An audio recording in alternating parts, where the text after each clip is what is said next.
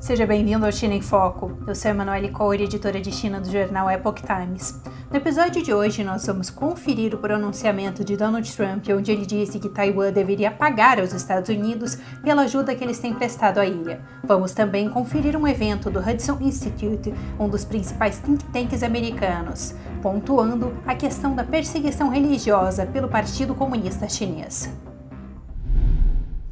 O ex-presidente americano Donald Trump disse durante uma entrevista para a revista americana Bloomberg Businessweek que Taiwan deveria pagar aos Estados Unidos por toda a ajuda que eles estão oferecendo na questão de defesa. E ele comentou que hoje em dia os Estados Unidos não seria diferente de uma companhia de seguros e que Taiwan não estaria dando nada em troca. Nisso, o primeiro-ministro de Taiwan respondeu dizendo o seguinte: que as relações com os Estados Unidos são sólidas como uma rocha e que a ilha está disposta a assumir mais responsabilidades.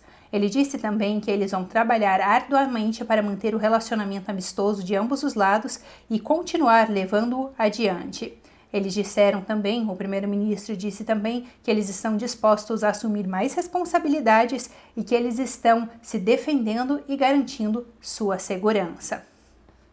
Interessante a gente relembrar aqui que o Partido Comunista Chinês tem reivindicado Taiwan como seu próprio território. Isso apesar de o Partido Comunista Chinês nunca ter sido dono da ilha ali de Taiwan.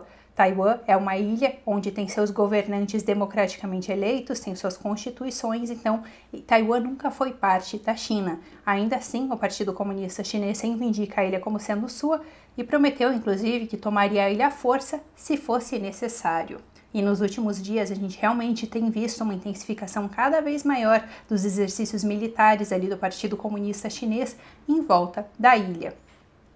Interessante a gente relembrar aqui a dependência que os Estados Unidos têm de Taiwan, principalmente na questão dos microchips. Hoje em dia, 90% da produção dos microchips de alta tecnologia são feitos por Taiwan, não só, claro, ali para os Estados Unidos, mas do mundo todo. E dos outros microchips que não são esses microchips de alta tecnologia, ainda assim, 60% deles são feitos ali em Taiwan. Quanto a isso, o presidente Donald Trump chegou a comentar que Taiwan tinha assumido o controle de quase todas as empresas de microchip que antes eram dos Estados Unidos. A gente já vai ver mais detalhes sobre isso. Um outro ponto importante é que os Estados Unidos são o principal fornecedor de armas ali para Taiwan. Recentemente, Washington acabou aprovando um pacote de venda de armas para Taiwan no valor de 19 bilhões de dólares. Então, eles têm toda essa relação comercial muito importante, os dois países. Agora, com esses comentários recentes de Donald Trump de que Taiwan deveria pagar pela segurança que os Estados Unidos têm providenciado ali para a ilha, a principal empresa de microchips de Taiwan, a TSMC, acabou tendo uma queda no preço de suas ações, para a gente entender a importância que tem nas declarações e nas relações ali entre os dois países. Mas para a gente entender um pouquinho melhor sobre tudo isso, eu vou trazer para vocês uma entrevista exclusiva da NTD. A NTD, para quem não sabe, é a mídia irmã do Epoch Times nos Estados Unidos, tá? Quem fez essa entrevista foi a minha colega Stephania Cox. Ela realizou essa entrevista com Grant Newsham. Ele é um membro sênior do Center for Security and Policy e ele é autor de um livro chamado When China Attacks, que em português seria Quando a China Ataca. Então, vou deixar vocês agora com um trechinho dessa entrevista. Coronel, é bom vê-lo novamente. Para começar, a posição do senador J.D. Vance em relação à China, como acabei de dizer, ficou em evidência desde que ele assumiu a posição de candidato a vice-presidente. Poderia descrever a posição dele para nós? Claro.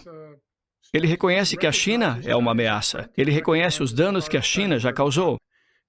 Se observarmos o histórico dele, tanto de onde ele vem quanto a situação de sua família, veremos que ele viu os danos causados pela transferência de grande parte da produção para a China e também a inundação de fentanil que matou 80 mil americanos no ano passado e está chegando a 1 milhão de americanos mortos no total. Ele vivenciou tudo isso em primeira mão. Além disso, como fuzileiro naval e membro do Senado, ele entende o desenvolvimento militar chinês e a ameaça que isso representa para nós. Portanto, ele é alguém que realmente entende os chineses, o Partido Comunista Chinês, e não vai recuar, e sabe que precisamos fazer algo a respeito. É muito bom ver isso pela primeira vez. Agora, quero dar uma olhada em alguns comentários recentes de Trump. Ele disse que Taiwan deveria pagar aos Estados Unidos por sua defesa militar da ilha. Em sua opinião, como essa abordagem poderia afetar as relações entre os Estados Unidos e Taiwan? Isso vai deixar muita gente de cabelo em pé, mas eu tenho que lembrar de que o Sr. Trump é de Nova York e todos são assim. A linguagem é um pouco estranha, mas é o que ele diz. E no final das contas, o Sr. Trump entende a ameaça da China. Ele também entende a importância de Taiwan. E você verá que a declaração dele, na verdade, está ligada ao domínio de Taiwan no setor de fabricação de semicondutores. E ele fez um comentário dizendo que eles haviam tirado isso de nós ou de alguém. Na verdade, os americanos o entregaram nos anos 90 e no início dos anos 2000. Eu trabalhava na Motorola e os vi fazer isso em primeira mão. Mas o Sr. Trump terá alguns bons conselheiros ao seu redor. Ele fará isso direito. Mas é a maneira dele de ver ou dizer as coisas. Mas lembre-se também de que ele tem razão no sentido de que os americanos são como um corpo de bombeiros e há incêndios por toda parte. E então você se pergunta, bem, para quem eles vão enviar os caminhões de bombeiros se eles têm apenas alguns? E serão as pessoas que se certificaram de que sua casa não é uma armadilha contra incêndios e que fizeram tudo o que podiam para evitar um incêndio e combatê-lo quando ele acontecer. Portanto, é importante que Taiwan faça tudo o que for possível em termos de defesa para mostrar que está se esforçando, que fez tudo o que podia e assim conseguirá a ajuda americana. Portanto, são duas partes. Há um acordo em duas partes aqui e os taiwaneses precisam fazer muito mais do que têm feito. Eu acho que farão. Mas eu digo que é importante ter em mente que os países que reclamam de declarações como as que o Sr. Trump acabou de fazer devem se perguntar se fizeram tudo o que podiam para mostrar aos americanos, para mostrar ao presidente Trump e a um futuro governo que fizeram todo o possível antes de esperar que os americanos venham morrer por eles.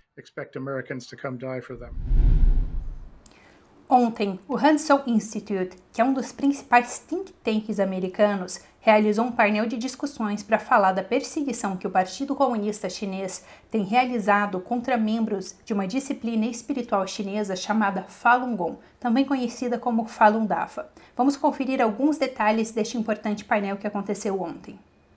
O dia 20 de julho será o 25º aniversário da perseguição do Partido Comunista Chinês ao Falun Gong. Para marcar a ocasião, um painel de especialistas do importante think tank americano Hudson Institute analisou a jornada tumultuada pela qual os praticantes dessa disciplina espiritual passaram nos últimos 25 anos. Acho que essa é realmente uma história de resistência do espírito humano diante da brutalidade.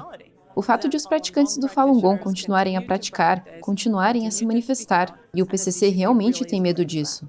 O Falun Gong, também conhecido como Falun Dafa, é uma disciplina espiritual tradicional chinesa que inclui 5 exercícios suaves e lentos. Desde sua introdução pública em 1992, a popularidade do Falun Gong aumentou, com pessoas de todas as classes sociais praticando-o em toda a China. Mas em 20 de julho de 1999, o Partido Comunista Chinês lançou uma perseguição nacional contra a prática, visando esmagar as dezenas de milhões de pessoas que seguem seus ensinamentos fundamentais de veracidade, compaixão e tolerância. A campanha do PCC inclui prisões em massa, trabalhos forçados, tortura e difamação 24 horas por dia pela mídia estatal de Pequim. Relatórios do Departamento de Estado dos Estados Unidos sugerem que um número incalculável de praticantes do Falun Gong teve seus órgãos retirados à força para abastecer o mercado de transplantes de órgãos do regime chinês. Com o Falun Gong, eles podem tirar, e muitas vezes tirar seu emprego, tirar sua aposentadoria, sua moradia, cortar a sua eletricidade. Eles podem expulsar você da escola. Eles têm programas de incentivo para que outras pessoas o entreguem para que você possa ir para uma prisão. Ou seja, você é uma pessoa não grata com esteroides na China. Apesar dos esforços de Pequim para minar a importância do Falun Gong, relatórios de dentro da China indicam que a erradicação da prática tem sido uma das principais prioridades do regime, tanto no país quanto no exterior.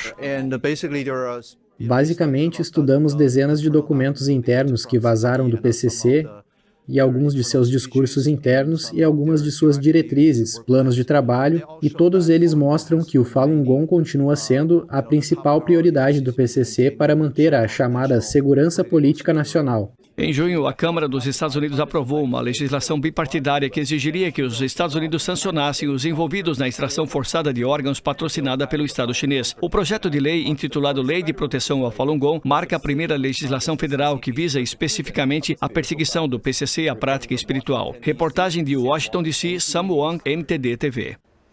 Isso é tudo por hoje no China em Foco. Lembre-se, se você gostou deste conteúdo, por favor, curta, comente e compartilhe este vídeo para que mais pessoas tenham acesso a essas informações. Muito obrigada por assistir e eu te vejo numa próxima.